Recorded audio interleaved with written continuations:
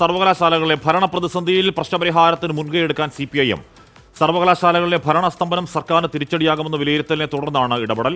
ഗവർണറുമായി ചർച്ച നടത്തി പരിഹാരമുണ്ടാക്കുന്നതും നിയമ നടപടി സ്വീകരിക്കുന്നതും പരിഗണനയിലാണ്. അതേസമയം കേരള സർവകലാശാല രജിസ്ട്രാർ സ്ഥാനത്ത് മിനി കാപ്പനോട് തൽക്കാലം തുടരാൻ VC നിർദ്ദേശം നൽകി.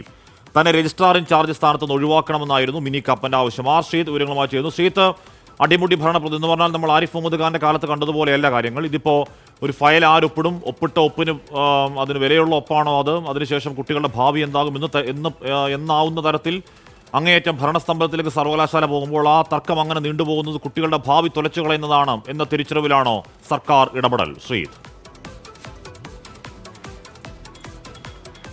ഹാഷ്മി, ഇന്നലെ നടന്ന CPIMന്റെ സംസ്ഥാന സെക്രട്ടറി യോഗത്തിൽ സംസ്ഥാനത്തെ ഉന്നത വിദ്യാഭ്യാസ മേഖലയിൽ നടക്കുന്ന പ്രശ്നങ്ങളായിരുന്നു പ്രധാനപ്പെട്ട ചർച്ചാ വിഷയം.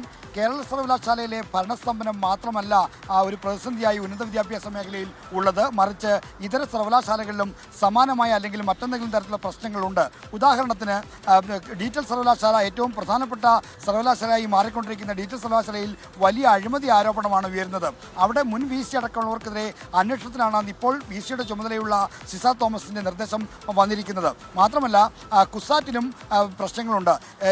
ഇടത് സിൻഡിക്കേറ്റിനെതിരെ കാലടി സർവകലാശാലയിൽ SFI വിദ്യാർത്ഥികൾ സമരത്തിലാണ്. ഇതോടൊപ്പം തന്നെ സാങ്കേതിക സർവകലാശാലയിലെ പരീക്ഷാ കലണ്ടർ താളം തെറ്റിയിട്ട് മാസങ്ങളായി. ബിടെക്കിന്റെ എല്ലാ സെമസ്റ്ററുകളിലെയും പരീക്ഷകൾ കാലം കടന്ന് അതിക്രമിച്ചു പോവുകയാണ്. മാത്രമല്ല ഫലപ്രഖ്യാപനവും വൈകുന്നു.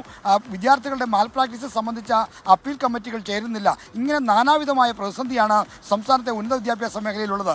ഈ സർവകലാശാലകൾ സ്വയംഭരണ സ്ഥാപനങ്ങളാണ് എന്ന് പറയുമ്പോഴും ഇതിൻ്റെ എല്ലാം ഉത്തരവാദിത്വവും പഴിയും വന്നു ചേരുന്നത് സർക്കാരിലേക്കാണ്. അതുകൊണ്ടാണ് ഒരു അടിയന്തര ഇടപെടൽ വേണം എന്ന ആലോചനയിലേക്ക് CPIM കടന്നിരിക്കുന്നത്. ഇതിൻ്റെ ഭാഗമായി നിയമവിദഗ്ധരുമായും വിദ്യാഭ്യാസ മേഖലയിൽ പ്രവർത്തിച്ച് പരിചയസമ്പന്നരായ ആളുകളുമായും CPIM സംസ്ഥാന സെക്രട്ടറി MV ഗോവിന്ദൻ അടക്കമുള്ള ആളുകൾ ആശയവിനിമയം തുടങ്ങിക്കഴിഞ്ഞു. വിദ്യാഭ്യാസ മേഖലയിൽ പ്രവർത്തിക്കുന്നവരുടെ പ്രത്യേക യോഗങ്ങൾ AK സെൻറ്ററിൽ നടക്കുന്നുണ്ട്. ഇതോടൊപ്പം തന്നെ എന്ത് പരിഹാരമാണ് ഇതിനുള്ളത് എന്നതിനെപ്പറ്റിയുള്ള ഗൗരവതരമായ ചർച്ചയും ആരംഭിച്ചു. രണ്ട് നിർദ്ദേശങ്ങളാണ് CPIMന് മുന്നിലുള്ളത്. ഒന്ന്, നിയമപരമായ മാർഗങ്ങൾ ആരായുക. അതൊരു പക്ഷേ കാലതാമസം എടുത്തേക്കാം. പല കേസുകളിലും തീരുമാനം ഉണ്ടാകാൻ വൈകും. എന്നാൽ ഗവർണറുമായി ചർച്ച ചെയ്ത് രമ്യമായ ഒരു പരിഹാരം ഉണ്ടാക്കുക എന്ന നിർദ്ദേശവും സർക്കാരിനും CPIMന് മുന്നിലുണ്ട്. ഇതിലേത് വഴി തിരഞ്ഞെടുക്കുമെന്ന തരത്തിലുള്ള ആശയക്കുഴപ്പത്തിലാണ് CPIMും സർക്കാരും ഉള്ളത്. എന്തായാലും ഉന്നത വിദ്യാഭ്യാസ മേഖലയിലെ പ്രശ്നങ്ങളിൽ പഴി സർക്കാരിന് ഏൽക്കേണ്ടി വരും. ഗുരുതരമായ പ്രതിസന്ധി ഉണ്ടെന്ന കാര്യം CPIM തിരിച്ചറിയുന്നുണ്ട്.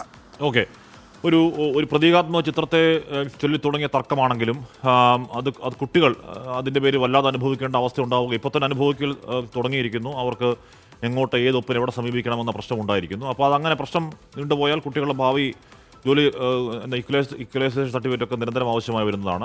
ആ വഴി ജോലി ഒന്നും ഇല്ലാതെ കിട്ടുന്ന അവസ്ഥ ഉണ്ടായിക്കഴിഞ്ഞാൽ അത് ബാധിക്കുക. അതിൻ്റെ പഴി കേൾക്കേണ്ട ഒരു സർക്കാരിനാണ് എന്ന തിരിച്ചറിവ് ശരിയായ തിരിച്ചറിവാണ്. ആ പ്രശ്നപരിഹാരത്തിന് സർക്കാർ മുൻകൈ എടുക്കുന്നു CPIM നിർദ്ദേശത്തിൽ.